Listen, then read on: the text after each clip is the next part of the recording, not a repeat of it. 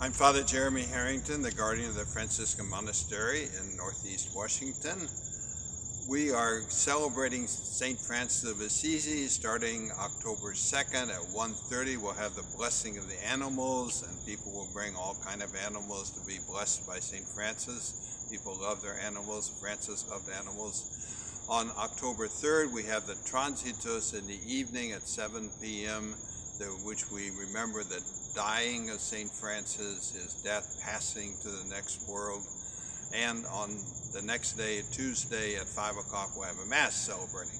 But why is St. Francis so popular? Everybody loves St. Francis, people of all faiths, and they have statues in their gardens of St. Francis of Assisi. Well, you can say many things, but he was a man so experienced, or had such a great experience of God's love for him, that he wanted to share it with other people. So he was a very kind person, kind, reverential to people, all kind of people, whether you were just somebody he met on the street, or the lepers who were sick, or you were a bishop, or wherever. His attitude was one of reverence, of kindness, and of course he was that way to animals, that he saw them as God's creatures, and he didn't want to dominate them or control them. He just appreciated people and was very reverential to them. You can even say he was kind. He called death Sister Death, because he saw death as his friend who was going to take him to the next life. There's one story that the friars had somebody come and rob their food.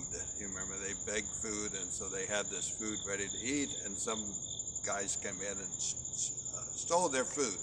Well, when St. Francis came back, they were all angry about this, complaining, and Francis said, "Gee, they must have really been hungry. They needed food. You know, you take this food and go find them and give them this food."